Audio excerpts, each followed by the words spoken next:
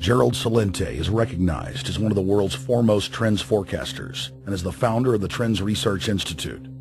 People that are knowledgeable know that the fight that this country has been waging since its inception is for the central bankers not to take over the country.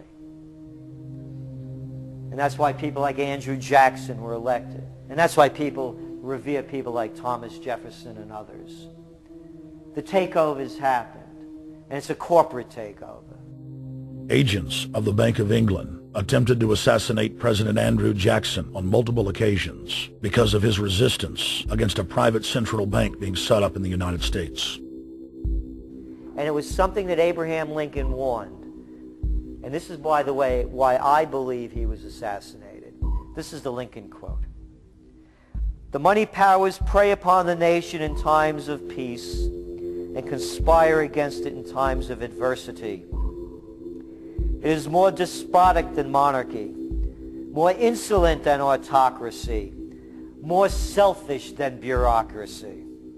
I see in the near future a crisis approaching that unnerves me and causes me to tremble for the safety of my country. Corporations have been enthroned. An era of corruption will follow, and the money power of the country will endeavor to prolong its reign by working upon the prejudices of the people until the wealth is aggregated in a few hands and the republic is destroyed. Wall Street has killed Main Street.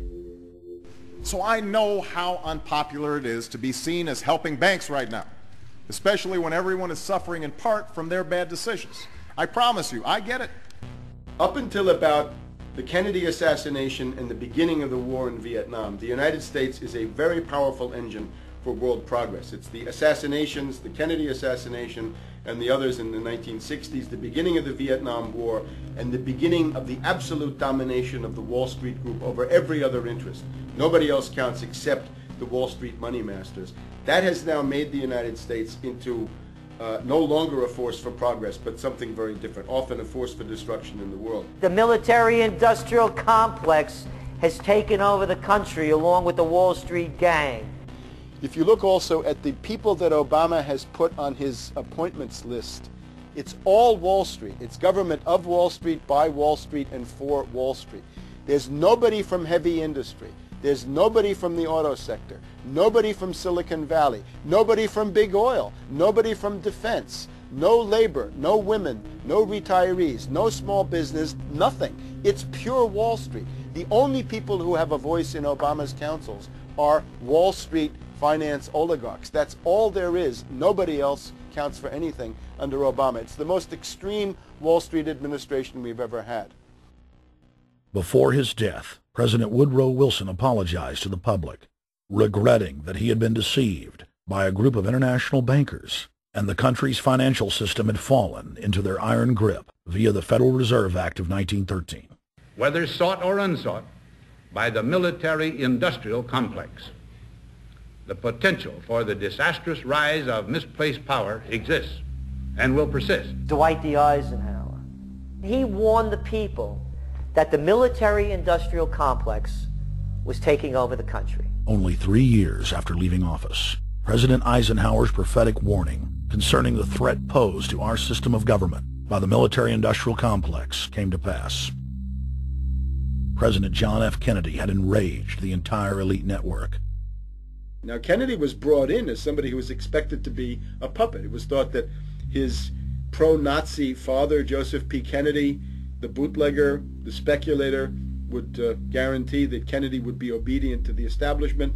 They thought that Kennedy was a sex maniac who could be manipulated through all of this, but it turned out that through his personal suffering, Kennedy had discovered a personal sense of himself which went beyond just being a puppet, and he began to think about things like economic recovery, world peace, having a space program, making deals with the Soviets, cutting the Federal Reserve down to size, and a whole series of other things. Executive Order number 11110, signed by President Kennedy, began the process of abolishing the private Federal Reserve. Kennedy was also pushing for real civil rights reform and had begun the process of pulling the troops out of Vietnam.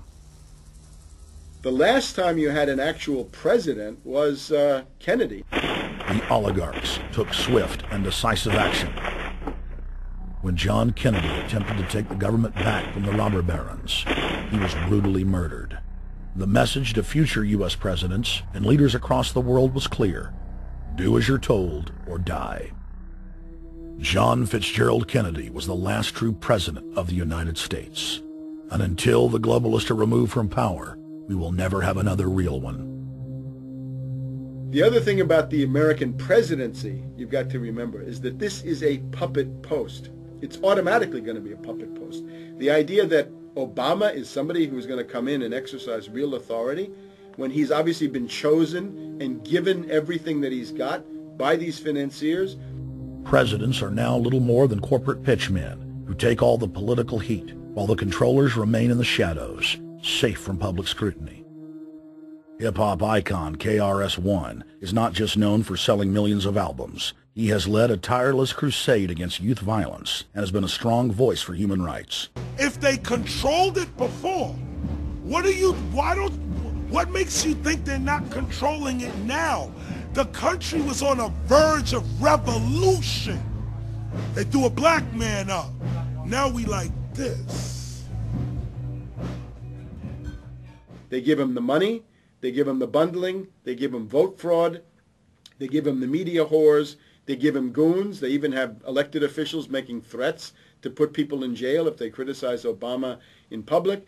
All of this is the mark of a puppet.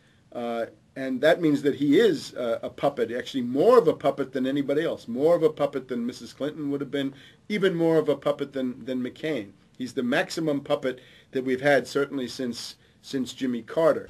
They put a black face on the New World Order, and now we all happy. KRS ain't buying it. In the real executive power structure, the president serves the military-industrial complex, itself owned by the international bankers. If there's a revolution, the population just throws out the prime minister or president. The elite stays in power because the public is never aware of who the real enemy is. In Evian, France in 1991, standing before the Bilderberg Group, the apex of the world government power structure, David Rockefeller defined the New World Order as a system of world government serving the international banking elite.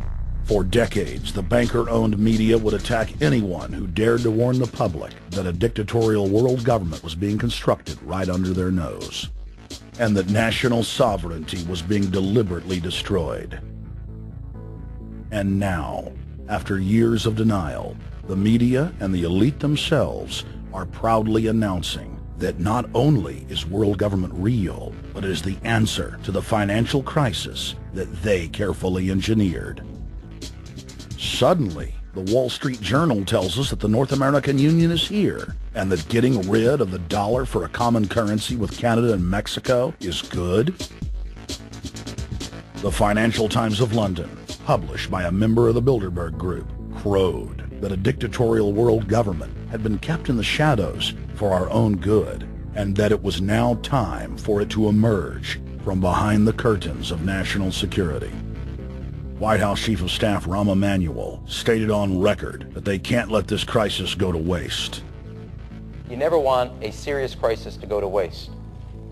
And what I mean by that, it's an opportunity to do things that you think you could not do before. And Henry Kissinger, who gave Barack Obama his first job out of college, told national television that the economic collapse was a great opportunity to bring in the New World Order. He went on to say that Barack Obama was the perfect person to sell it to the world. But he can give a new impetus to American foreign policy, partly because the reception of him is so extraordinary around the world. I think his task will be to develop an overall strategy for America in this period when really a new world order can be created. It's a great opportunity. It isn't just a crisis.